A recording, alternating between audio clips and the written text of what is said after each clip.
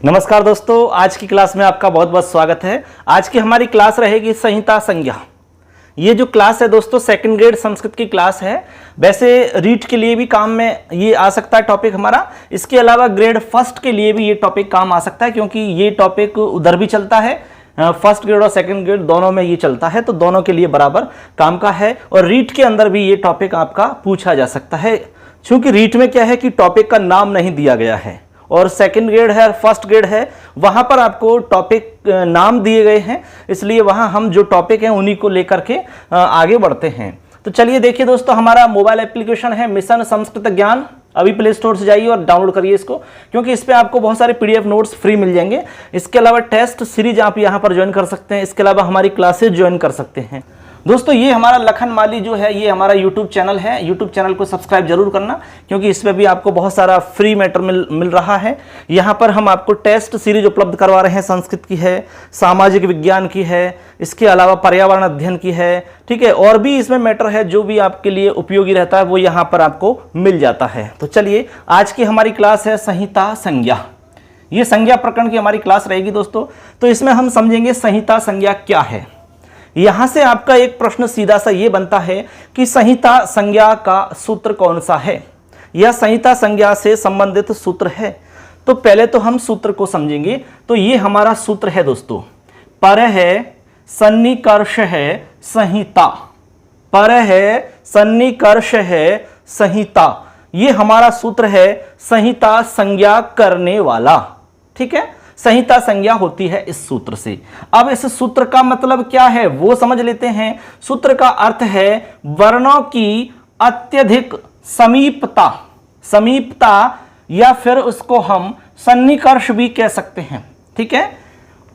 जो अत्यधिक समीपता होती है उसी को संहिता कहा जाता है।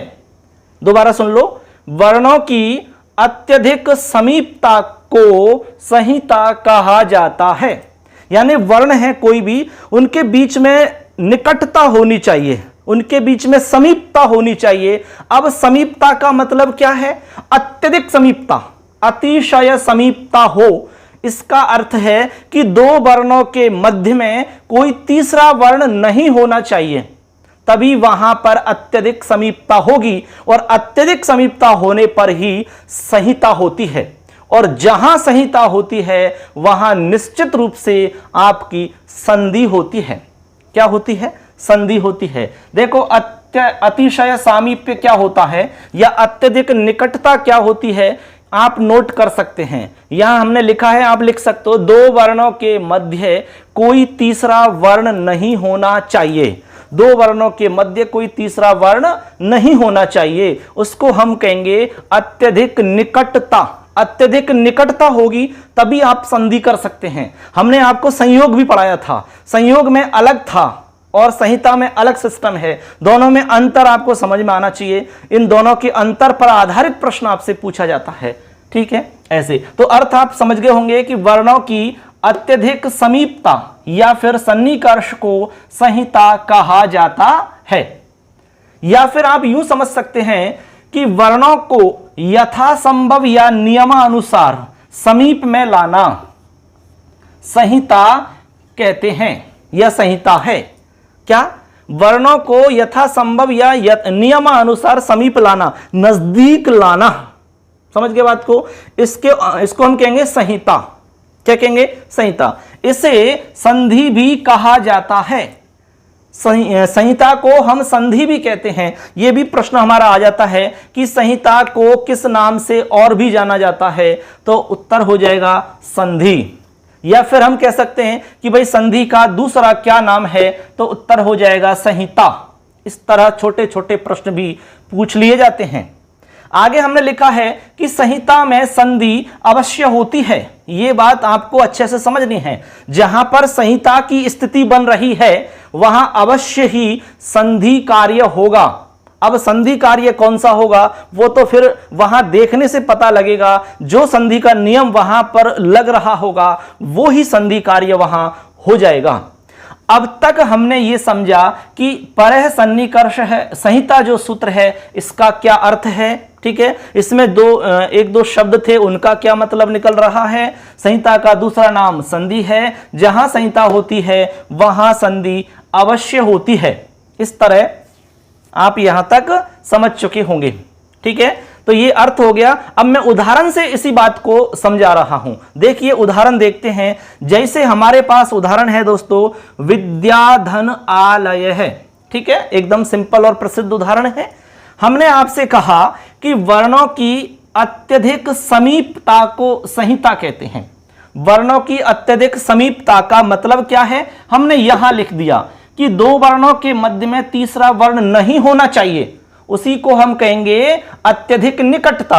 जैसे यहां पर देखिए आप दोस्तों, यहां पर देखिए, ये हमारे देखिए इधर आपका विद्या में आ है, क्या है, आ, ऐसे, ठीक है, और इधर आपका आलय में आ है, ऐसे।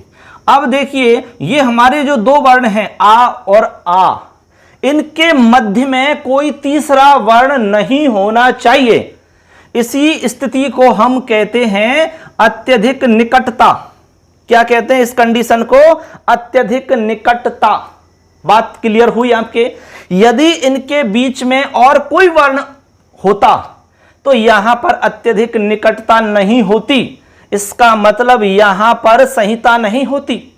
तो यहां पर यह शर्त है अत्यधिक निकटता होनी चाहिए या अत्यधिक सन्निकर्ष होना चाहिए, अर्थात दो वर्णों के मध्य कोई तीसरा वर्ण नहीं होना चाहिए, तभी वहां पर संहिता हो सकता है। और संहिता जहां पर है वहां संधि कार्य अवश्य होता है, यह आपको ध्यान रखना है। तो अब तक आप ये बात समझ गए होंगे, ठीक है। तो यहां पर आ और आ दोनों आपस में मिल जाएंगे। अब ये संधि के नियम के हिसाब से मिल जाएंगे, तो यहां पर दीर्घ संधि का नियम काम करता है, वो आप जानते होंगे। तो विद्यालय बन जाता है, ठीक। इसी तरह यहां पर देखिए जगत और नाथ, यहां पर तय है, इधर आपका न है, जगत और नाथ। अब इन दोनों वर्णों के मध्य में कोई तीसरा वर्ण नहीं है, इसको हम कहेंगे कि यहां पर अत्यधिक या अतिशय सन्निकर्ष है, अत्यधिक निकटता है, इसलिए यहां पर भी संहिता हो जाएगी। अब नियम के अनुसार यथासंभव जो कुछ रहेगा वो हम इसको मिला देंगे, तो यहां बन जाएगा जगन्नाथ है। क्या बन जाएगा, जगतनाथ है, जगन्नाथ है, ठीक, जगन्नाथ बन जाएगा इस तरह से। आगे है हमारा वाक धन ईश है। अब यहां पर क्या है, इधर आपका ई है, इन दोनों के मध्य में कोई तीसरा वर्ण नहीं है, तो ये आपकी अत्यधिक निकटता कहलाई दोस्तों। इस तरह होती है अत्यधिक निकटता, यही सूत्र में बताया गया है आपके।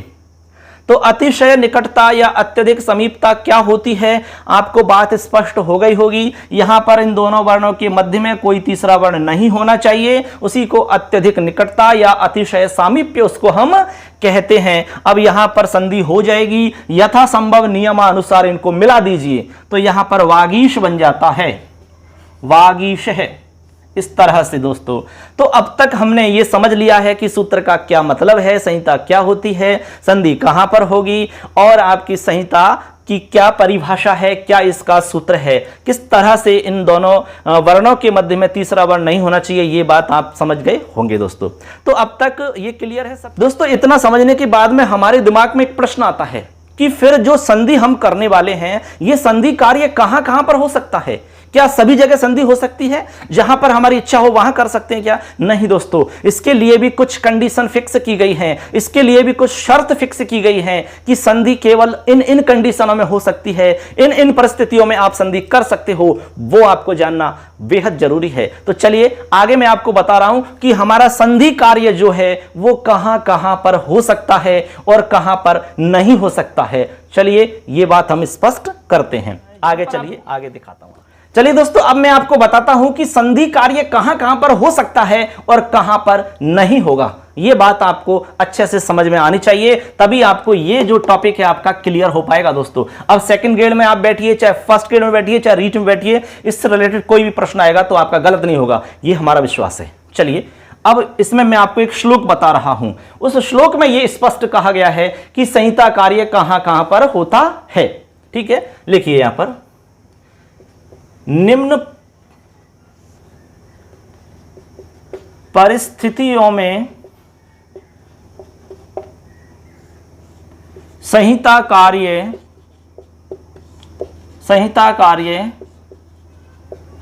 अनिवार्यतः होगा।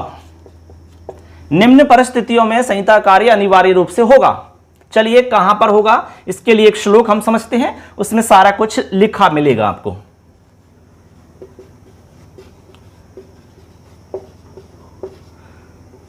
संहितैक पदे नित्या धातुपसर्गयो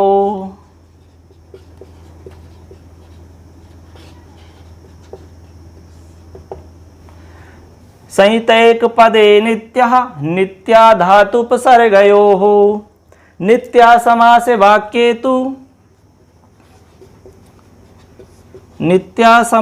वाक्ये तु सा विवक्षामपेक्षते।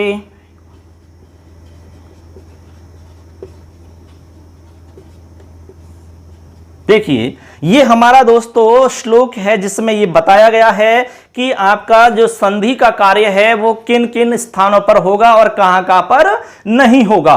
तो आप इसका एक बार वाचन करिए, उच्चारण करिए। संहितैक पदे नित्या धातुपसर्गयोः नित्या समासे वाक्ये तु सा विवक्षामपेक्षते। ठीक है, अब इसका क्या मतलब है सुनिए।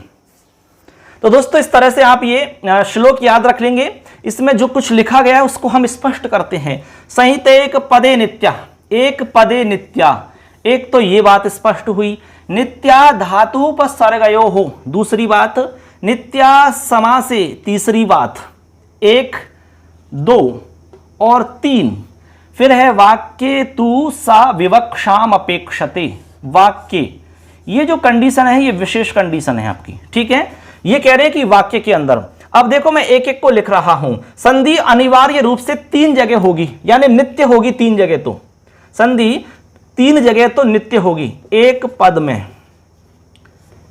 पद में संधि नित्य होगी। दूसरा है आपका धातु और उपसर्ग में, धातु उपसर्ग में, ठीक है, नित्य होगी। और एक है आपका समास में। ये 3 परिस्थितियों में हमारी संधि नित्य होगी। नित्य संधि कार्य होगा। ठीक है, आगे लिख रहा है वाक्ये तु सा विवक्षाम अपेक्षते। वाक्य में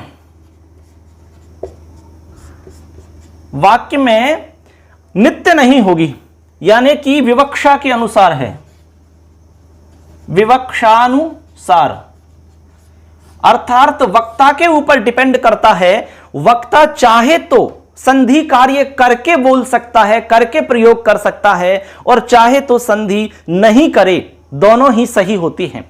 ठीक है, मैं उदाहरण से समझाऊंगा आपको एक एक को सबको, उससे आपको समझ में आ जाएगा। अब तक आप इतना नोट कर लीजिए, आपको यह पता चल जाएगा कि संधि कार्य कहां कहां पर आपका हो सकता है। ठीक है, ये 3 परिस्थितियों में तो अनिवार्य रूप से होगा, और वाक्य के अंदर विवक्षा के अनुसार होगा, यानी वक्ता के ऊपर डिपेंड करता है। वक्ता चाहे तो कर सकता है और नहीं चाहे तो नहीं कर सकता है, उसकी इच्छा है। ये तो वही एक पद में संधि नित्य करनी पड़ेगी आपको अनिवार्य रूप से। धातु और उपसर्ग में नित्य होती है, समास के अंदर नित्य होती है, और वाक्य के अंदर नित्य नहीं होती, विवक्षा के अनुसार होती है। यहां से भी प्रश्न बन सकता है कि संधि कार्य एक पदे भवति, एक पद में होती है, नित्य अनित्य विवक्षा अनुसार, इस तरह से पूछ सकते हैं। तो आपको पता हो कि एक पद में नित्य होती है, धातुपसर्गयो नित्यम भवति, समासे नित्यम भवति, किंतु वाक्य विवक्षा अनुसारम संधि कार्यम भवति। इस तरह से आप समझ सकते हैं इसको। अब मैं एक एक उदाहरण समझाता हूं, उससे आपको एकदम अच्छे से समझ में आ जाएगा। मैं इसको मिटा देता हूं और उदाहरण से समझते हैं एक एक बात को। चलिए दोस्तों आगे चलते हैं। यहां हम आपको बता रहे हैं, जो हमने आपको यहां बताया कि एक पद धातु उपसर्ग और समास में नित्य होगा, तो एक एक का उदाहरण मैं आपको समझाता हूं, जिससे आपको थोड़ा और अच्छे से समझ में आ जाएगा। जैसे कि एक पद में किस तरह से होगा, जैसे कि हमने लिख दिया कि चे धन ए है। ठीक है, चे धन ए है, इस तरीका से हमने लिख दिया। तो इसमें हम करेंगे संधि, एक पद है हमारा, एक पद में संधि करेंगे तो देखिए यहाँ पर आयादी संधि का नियम यहाँ पर दोस्तों लग रहा है। तो हमने चे के अंदर जो ए दिख रहा है इस ए को आया कर लिया। देखो आया जैसे करेंगे तो हम इस तरह से लिख देंगे। इसके बाद में हमारा ए है बना हुआ है। अब इन सबको मिलाएंगे आपस में, तो इसको मिलाया तो चे बना और ये को मिलाया तो ये बना, तो चय बन जाएगा इस तरह से।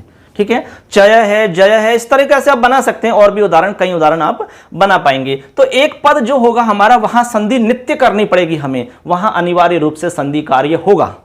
दूसरा है हमारा धातु और उपसर्ग में। धातु और उपसर्ग के अंदर हमारी जो संधि है वो नित्य रूप से होगी। जैसे 2 नंबर पे मैं बता रहा हूं, जैसे कि नी उपसर्ग है हमारा।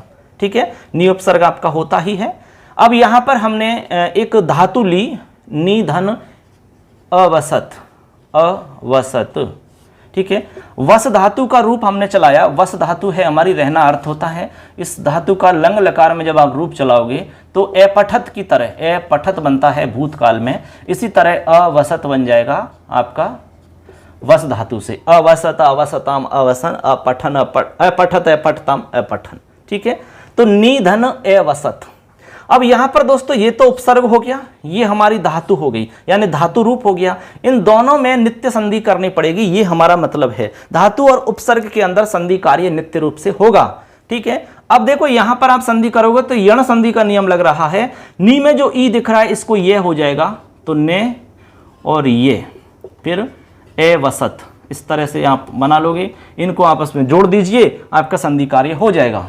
इस तरह से बनेगा ये नियवसत। ठीक है, निधन अवसत यानी कि नियवसत, नियवसत हो गया, रहता था, इस तरह से अर्थ निकलेगा। बात समझे? अब आगे चलिए आप। आगे है हमारा समास के अंदर, 3 नंबर पे है। समास में संधि आपकी नित्य होती है। तो जैसे कि नीलम है और अंबरम है।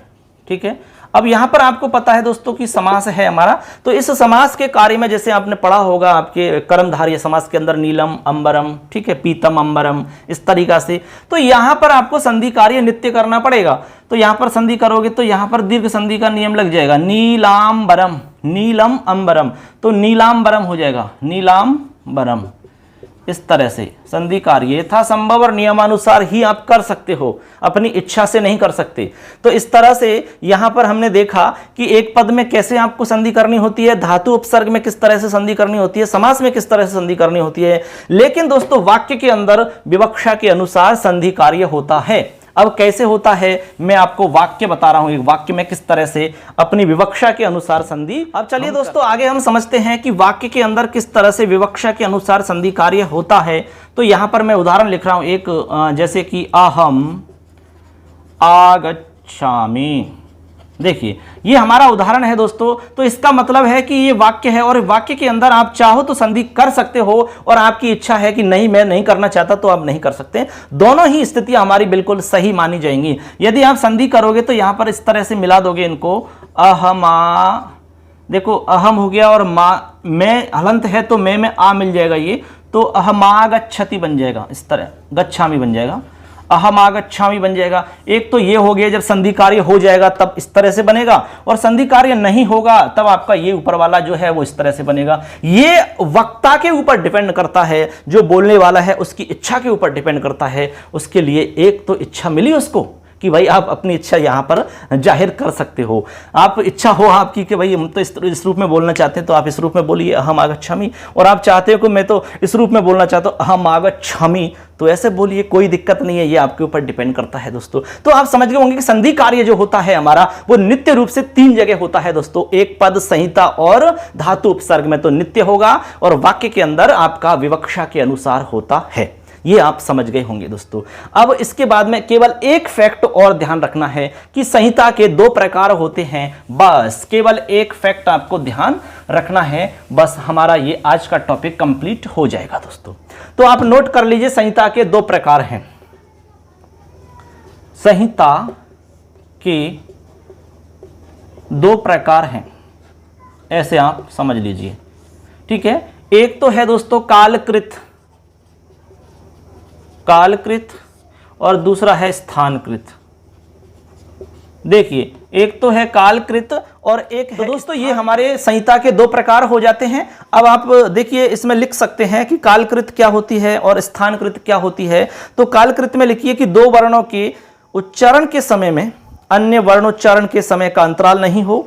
स्थानकृत में लिख सकते हैं दो वर्णों के लेखन में उनके बीच स्थान का अंतराल नहीं हो। ये आपके दो प्रकार इसमें हो जाते हैं दोस्तों।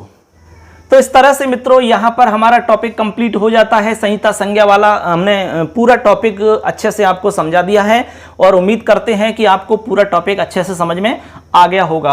अब इसमें जो भी आपके प्रश्न बन सकते हैं वो आपके गलत नहीं होंगे। यदि आपने पूरा वीडियो अच्छे से देखा और सुना है तो आप निश्चित रूप से इस टॉपिक से एकदम सही सवाल कर सकोगे, कोई दिक्कत आपको नहीं आएगी। सबसे पहले आपको सूत्र याद रखना है इसका, ठीक है, सूत्र का अर्थ याद रखना है आपको, ठीक है। इसके बाद में आपको याद रखना है कुछ उदाहरण, ठीक है, किस तरह से होता है। इसके बाद में याद रखना है कि संधि कार्य नित्य कहां कहां पर होगा और विवक्षा के अनुसार कहां कहां पर होता है, ये बात आपको ध्यान रखनी होगी। अब किसी भी तरह से प्रश्न आएगा तो आप कर सकते हैं। संहिता का दूसरा नाम हमारा संधि भी है, ये आपको याद रखना है। दूसरी बात याद रखनी है, जहां पर संहिता कार्य होगा वहां संधि अवश्य होगी, अनिवार्य रूप से संधि आपकी होती है दोस्तों। तो आज का टॉपिक कैसा लगा जरूर हमें कमेंट करके बताना दोस्तों।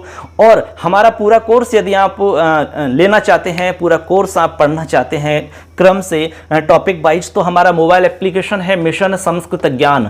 अभी जाइए प्ले स्टोर पर डाउनलोड करिए इसको, मैं वीडियो के डिस्क्रिप्शन में भी डाल दूंगा, वहां से भी आप कर सकते हैं। और हमारा जो चैनल है उसको तो आप सब्सक्राइब करके ही जाना, उसमें तो कोई वो ही नहीं है, क्योंकि हम आपके लिए मेहनत कर रहे हैं। तो एक छोटा सा काम आप भी कर सकते हैं, एक परिवार हमारा बढ़ेगा, सब लोग मिलकर के आगे बढ़ेंगे और निश्चित रूप से आप सफल हो दोस्तों। लास्ट में आपसे कहना चाहेंगे कि खिलते रहो गुलाब की तरह, हर गम से रहो आजाद, दुखों का करना पड़े ना तुम्हें सामना, यही है हमारी शुभकामना। जय हिंद, वंदे मातरम, जयतु संस्कृतम। सबके लिए नमस्कार।